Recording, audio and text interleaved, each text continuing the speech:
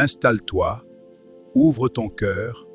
Voici un conte de Zeynab, la voix des sagesses d'Afrique. Il était une fois, dans un village d'Afrique Koumbri, les villageois vivaient en harmonie tant spirituelle que physique. Le respect était mutuel. La coutume respectée. Les anciens faisaient de leurs efforts pour se soutenir dans la joie comme dans la tristesse. Seulement que Seyouba, le fils aîné de la famille Bakouno, commerçant ambulant, avait une femme Fatou très dure de cœur. Et cette dernière avait 5 enfants dont 2 fils et 3 filles. Elle n'avait pas d'amour pour son fils aîné du nom de Malik. Malik était un enfant adorable mais meurtri dans l'âme.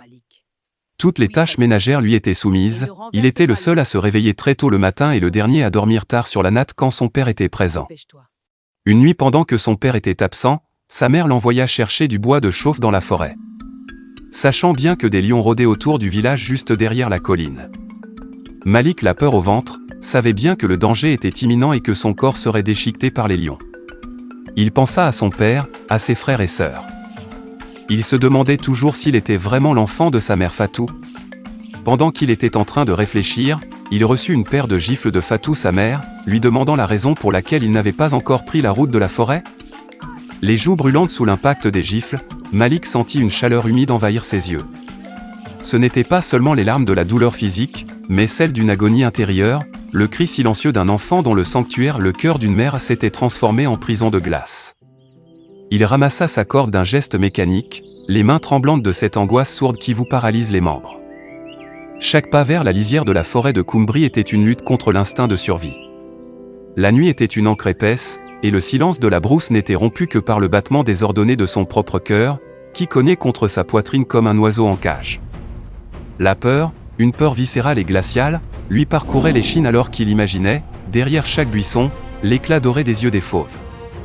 Soudain, alors qu'il ramassait du bois mort dans une clairière baignée par une lune pâle, un grognement bas fit vibrer le sol. Malik se figea, le souffle coupé, l'esprit envahi par une terreur absolue. Devant lui, une lionne imposante sortit de l'ombre. Mais au lieu de bondir, la bête s'arrêta. Elle semblait percevoir l'odeur de la tristesse infinie qui émanait du garçon. Dans un silence mystique, l'animal s'approcha et posa son museau humide sur la main glacée de Malik. À ce contact, une paix surnaturelle envahit l'enfant. Il comprit que la nature, dans sa sauvagerie, avait plus de compassion que sa propre génitrice. La lionne l'accompagna, le protégeant de son ombre royale, jusqu'à ce qu'il ait fini sa corvée. À l'aube, Malik revint au village, non pas en victime, mais escorté par une aura de dignité. Fatou, en le voyant revenir sain et sauf, fut saisi d'une frayeur soudaine, comme si sa propre méchanceté lui revenait en pleine face. Elle resta muette, foudroyée par le regard pur de son fils qui ne contenait plus de haine, mais une force nouvelle. C'est à ce moment que Seyouba, le père, revint de son voyage plus tôt que prévu. Ayant tout appris par les voisins qui avaient observé le manège de Fatou, il entra dans une colère sourde, mais juste.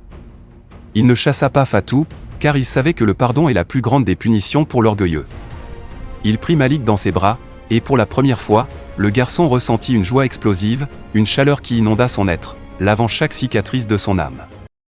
Le village de Koumbri célébra le courage de l'enfant. Les frères et sœurs de Malik, inspirés par sa résilience, l'entourèrent d'une affection qu'ils n'osaient exprimer auparavant. La maison des Bakouno devint un havre où la gratitude remplaça l'oppression.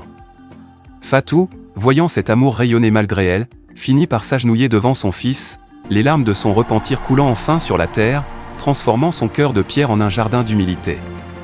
La leçon de sagesse. Le vieux sage du village, assis sous le baobab, conclut ainsi cette histoire. Le fer passe par le feu le plus ardent pour devenir l'acier le plus solide. Mais souviens-toi, la cruauté peut briser le corps, mais elle ne peut jamais éteindre la lumière d'une âme qui choisit la bonté. Celui qui sème l'épine finira par marcher pieds nus, mais celui qui sème l'amour, même dans le désert, verra la pluie tomber sur son chemin. Si cette histoire a touché ton cœur, abonne-toi, like et partage autour de toi. Ici, nous faisons vivre la sagesse africaine. À bientôt pour un nouveau conte.